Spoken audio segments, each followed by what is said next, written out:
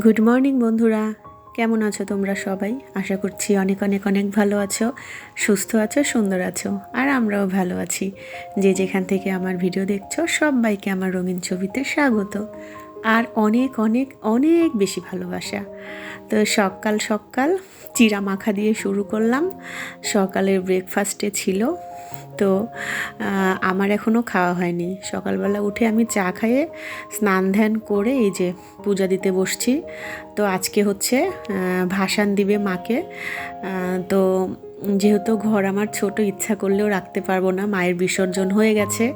তো পরের দিন তা আমি আমার ছেলেকে বললাম যে বাবা তুই হচ্ছে স্নান করার আগে যেহেতু আমাদের দিঘিতে দেওয়া লাগবে, দিঘিতে ভাসান টাসান দিয়ে আসে, তারপরে একবারে স্নান করিস। তো বলে যে আচ্ছা। তারপরে আমি এই যে মাকে একটু বরণ করে নিচ্ছি। আমি এগুলো করে রাখলে হবে কি, ওর সময় মতো যায় ঠাকুরকে ভাসান দিয়ে আসবে মাকে। তো আমার বরমশাইও ছিল।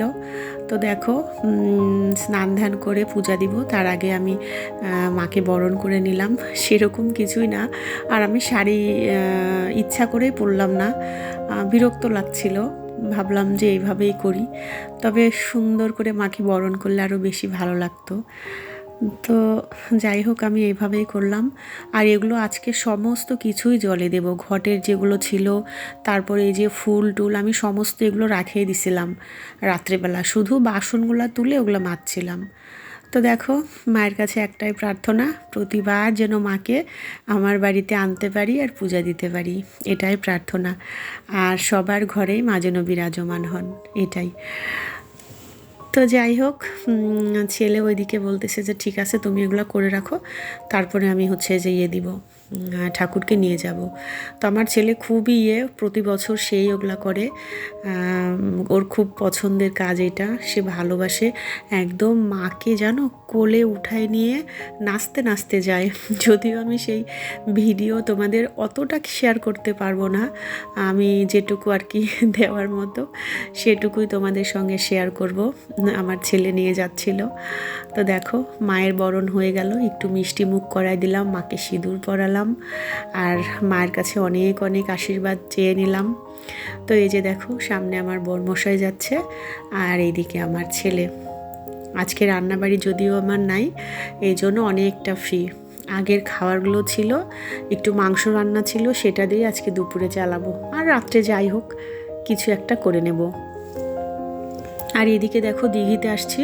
তো আমাদের এখানে তো ঘাটটা নাই, ঘাট হচ্ছে ওই পাশে, তো ওই ঘাটে মার হচ্ছে বিসর্জন হবে, ভাসান হবে। তারপরে চলে আসলাম সন্ধ্যার সময়। গুড ইভিনিং সবাইকে। আজকে কিন্তু খাওয়া দাওয়া তোমাদের সঙ্গে শেয়ার করা হয়নি, ওই যে বললাম রান্না ছিল, আপাতত ওই রান্নাই দুপুরবেলা সবাই মিলে খাওয়া দাওয়া হয়েছে। আর বিকালবেলা চা খায়ে এই যে প্রথমে শাড়ি নিছিলাম, জানো, যে শাড়িটা পরবো, তারপরে মনে হলো ধুর, সরস্বতী পূজায় এবার আমার হলুদ শাড়িই হলো না, দুইটা শাড়ি কালো। পূজার দিনও পরলাম কালো শাড়ি, আবার এইটাও। তো কিচ্ছু করার নাই, হলুদ শাড়ি অনেকগুলো আছে, কিন্তু ওই যে একদিন করে হয়তো পরে ফেলছি, সেগুলো পরে তো আর পূজা দেওয়া যাবে না। আর নতুন শাড়ি বলতে ওইটাই ছিল। তো পূজার দিনে ওই কালো লাল রঙের শাড়ি পরছিলাম, তো আজকে বের করে মনে হলো ধুর, পরবো না, হলুদ শাড়ি নাই। বরের সাথে একটু ঝগড়াও করে নিলাম। তো বরমশাই বলে টাকা দিলাম, তুই নিলি না কিসের জন্যে? তো টাকা দিয়ে অন্য কিছু কিনবো। কী কিনবো সেটা তোমাদের অবশ্যই দেখাবো। তারপরে এই যে প্রথমে সোয়েটার নিছিলাম না, বরমশাই একটু ঢাকানি দিল, তারপরে একটা সোয়েটারও পরে নিলাম। তারপরে এই যে বেরিয়ে গেলাম আমি আর বরমশাই ঠাকুর দেখতে। তো 2 দিন যেহেতু পূজা, আর আমাদের এখানে শুক্রবার আসলে তোমার ভাসান দিবে ঠাকুর, আর অনেকগুলা র্যালি এর মধ্যে বের হয়ে গেছে, তোমরা এর পরের ভিডিওতে দেখতে পাবে। আর আমরা দুইজনে যে বের হয়ে গেলাম আমাদের বাড়ির সামনে, এটা অনেকেই যাচ্ছে জানো, সেই বিকাল থেকে ঠাকুর দেখা শুরু হয়েছে, একদম দুর্গা পূজার মতো মনে হচ্ছে, ঢাক বাজতেছে চারিদিকে, সাউন্ড বক্স, মানে ওই জন্য আমি ভয়েসই দিচ্ছি। তো এই যে চলে আসলাম ঠাকুর দেখতে। যেখানেই যাচ্ছি একদম ধুমধারাক্কা বাজনা, মনে হচ্ছে বুকের মধ্যেও এরকম বাজতেছে জানো। বাজনা অবশ্যই ভালো লাগে, পূজার মধ্যে বাজনা তো ভালো লাগবেই, কিন্তু সব সময় না, সব সময় একদম পছন্দ করি না। অনেক খারাপ লাগে, যারা বয়স্ক মানুষ আছে, ছোট ছোট বাচ্চা আছে, তাদের তো ভীষণই কষ্ট হয়, তাই না বলো।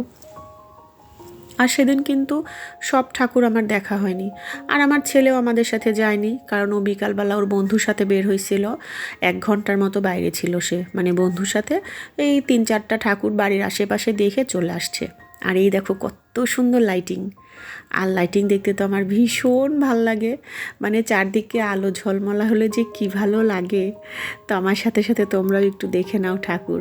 আমি কিন্তু সব ঠাকুর দেখতে যাইনি, কারণ বের হয়েছি অনেকটা রাত্রে, প্রায় এই 9টা 9:30টার মতো এরকম বের হয়েছি, এই জন্য সব জায়গাতে যাইনি।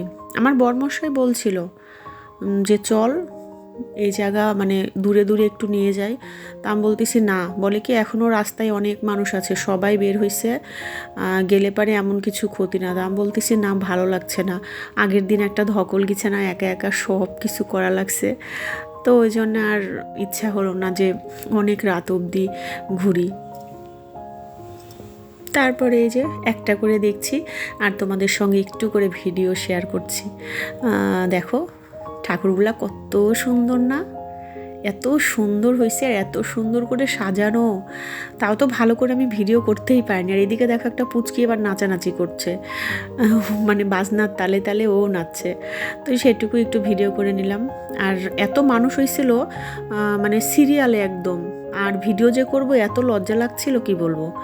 তারপরে এই যে দেখো গেট, কত সুন্দর করে গেট সাজানো, আর লাইটিং, কি ভালো লাগছে তাই না বলো। আমার তো ভীষণ ভীষণ ভালো লাগছিল। যেখানে লাইটিং বেশি, আমার বরকে বলতেছি কি সেখানেই নিয়ে চলো, যেখানে লাইটিং আছে। তবে সব জায়গাতে কিন্তু লাইটিং মানে এতটা দেওয়া নাই, কিছু কিছু জায়গাতে অনেক বেশি লাইটিং ছিল। আর এইদিকে দেখো আর একটা ঠাকুর দেখতে চলে আসলাম। এই মোটামুটি কয়েকটা ঠাকুর আর কি ঘুরে ঘুরে দেখা হয়েছে, খুব বেশি দেখা হয়নি। বাড়ির আশেপাশে যেগুলো ছিল সেগুলোই কিন্তু দেখছিলাম। তারপরে এই দেখো এখানে অনেক নাচানাচি হচ্ছিল। এটা হচ্ছে একদম পাড়ার মধ্যে ঘরোয়া, মানে বাড়ির আশেপাশেরই সব মেয়ে বউরা নাচানাচি করছিল। আর দেখো আমার কপাল একদম ধন্য হয়ে গেছে। আমার বরমশাই বলতেছে কি চল তোর ভিডিও একটু আমি করে দিই। আমি তো একদম অবাক যে বাবা আমার বোধহয় এবার কপালটা ফিরলো। তো আমি বলতেছি যে বাবা তুমি নিজে যাচে পড়ে ভিডিও করে দিচ্ছ, বলে চল চল একটু করে দিই। তো নিজে আগ্রহ নিয়ে একটু ভিডিও করে দিল। আর একটা জায়গাতে গেছি, সেখানেও বলতেছে দে আমার কাছে, আমি একটু ভিডিও করে দিই। আমার তো আনন্দ তখন আর ধরে না, বরের কথায় মনে হচ্ছে বাবা এ যেন কি, মানে এরকম তো কখনো করে না যে ভিডিও করে দিই। আর হুট করে আর কি বলতেছিল, এই জন্য ভীষণ খুশি হয়েছি যখন বর কি ছেলে আগ্রহ নিয়ে বলে যে নে একটু ভিডিও করে দিই, তখন তো আমার ভীষণই ভালো লাগে। যদিও আমার বড় লজ্জা পায় অনেক, বাইরে যাইলে ছবি তোলা ভিডিও, তবে অনেক ছবি উঠাইছি, সুন্দর সুন্দর করে ছবি উঠাই দিছে আমার বরমশাই। আর সাথে নিয়ে ঘোরা, এটাই তো আনন্দ তাই না বছরে। আর এইদিকে দেখো এই ঠাকুরটাও, মানে ঠাকুরগুলা প্রত্যেকটা সুন্দর, মানে কোনটা ছেড়ে কোনটা দেখবো এরকম, এত সুন্দর ঠাকুর হয়েছে সব জায়গাতে। আর যেখানেই যাচ্ছি সেখানে ওই যে বাজনা, এত বাজনা যে বেশিক্ষণ থাকতেই পারছি না। আর এই দেখো এদিকে ওই দিক থেকে রাস্তাটা পুরা লাইটিং দেওয়া। এখানকার ঠাকুরটাও এত সুন্দর হয়েছে, ভীষণ সুন্দর হয়েছে। আর এখানে তো ভিতরে একদম ঢুকতেই মানে কেমন লাগছিল, তারপরেও যাই হোক ঢুকছিলাম। অনেক বাজনা নাচানাচি। তো এই যে দেখো তোমাদের একটু দেখাচ্ছি, দেখছো কত নাচানাচি হচ্ছে, ছেলে পেলে সব ছোট ছোট আছে, বড়রাও আছে কম, কিন্তু ছোট ছোট বাচ্চা ছেলে মেয়েগুলো সুন্দর নাচানাচি করছে। এই তো আনন্দ বছরের এই যে কয়েকটা দিন, একটু আনন্দ। তারপরে দেখো আরেকটা ঠাকুর দেখতে আরেক জায়গাতে চলে গেলাম। এটা হচ্ছে একটা বাড়ির পূজা, মানে বাড়ির ভেতরে করতো, সেটা বারান্দায় রাখছে ঠাকুর দিয়ে, এখানে পূজা হয়েছে, তো সেটাও একটু দেখে নিলাম, একই রাস্তায় তো এই জন্য। তারপরে এই যে দেখো আরেক জায়গাতে যাচ্ছি, এইখানে ঠাকুরটা দেখছো কত সুন্দর। এখানে কিন্তু আমি ছবি উঠাইছিলাম, আমার বরমশাই উঠাই দিছিল। তারপরে চলে আসলাম একদম আমার বাড়ির সামনে। তো আসার পথে এখানে আর কি আসছিলাম, বলে যে চল এখানে থেকে একটু দেখায় নিয়ে যাই। তো এখানে যাব, তারপরে এখান থেকে যাব জয়কালী বাড়ি, দিয়ে দেখে টেখে তারপরে বাড়িতে যাব। তো এখানকার ঠাকুরটাও ভীষণ সুন্দর হয়েছিল। এই যে দেখো কত সুন্দর না বলো, অনেক সুন্দর হয়েছিল। এখানে যদিও ভিড় একটু কমে গেছিলো, কারণ তখন বেশ অনেকটা রাত্রি হয়ে গেছিলো। আমি প্রায় 11:30 12টার সময় বাড়িতে আসছি। তো এই যে দেখো বাড়িতে চলে আসছি, আর দেখছো কি অবস্থা, সাজুগুজু করে গেলাম কেমন, আর আসছি দেখো মুখ চোখের অবস্থা, চুল কি অবস্থা। তো এখন চিন্তা করতেছি রাত্রে কি করব, যেহেতু দুপুরবেলা রান্না হয়নি, সেই চিন্তা করতেছি আর তোমাদের সঙ্গে একটু ভিডিও করছি। তো রাত্রে তো কিছু একটা করাই লাগবে। আর এদিকে সন্ধ্যার সময় চা খাওয়া হয়েছে, সেই বাসনটাও মাজা হয়েছিল না।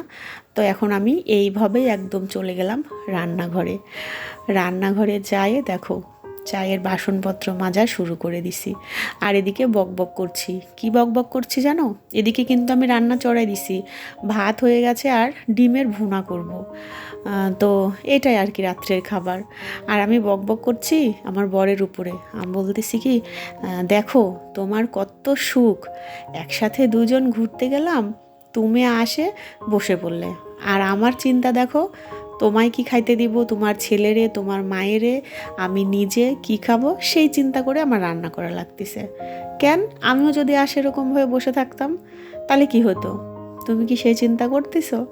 আমার বরমশাই এই কথা শুনে উঠে আসে, বলে কি করব বল, আর আমার মুখটা দেখছো এই যে। তো আমি বলতেছি থাক থাক, এখন আর আসা দরদ দেখানো লাগবে না। তারপরে যাই হোক করছিল, সে খাবার দাবার সমস্ত কিছু বাড়ে নিয়ে তারপরে খাওয়া দাওয়া হয়েছিল। আমার ছেলের, মায়ের খাবারটা যদিও আমি মাখাই দিছিলাম, দুধ ভাত, তারপর আমাদের খাওয়ার সে বাড়েটারে নিয়ে একদম রেডি করে রাখছিল। তো এই যে এদিকে দেখো আমার গল্প করতে করতে রান্নাও কিন্তু মোটামুটি কমপ্লিট, মোটামুটি মানে হয়ে গেছে। ডিমের ভুনা করতে তো আর দেরি লাগে না, তাড়াতাড়ি হয়ে যায়, শর্টকাট রান্না। তো এই তো বন্ধুরা, আজকের ঠাকুর দেখার ভিডিওটি তোমাদের সঙ্গে শেয়ার করলাম। যদি তোমাদের ভালো লাগে তাহলে কিন্তু অবশ্যই কমেন্টে জানাবে কেমন লাগলো আমার ভিডিও। আর যদি ভালো লাগে তাহলে একটা করে লাইক দিও, ঠিক আছে? এটাই। তো চলো, তোমরা সবাই খুব খুব খুব ভালো থেকো, সুস্থ থেকো। দেখা হবে নতুন একটি ভিডিওতে। Good night.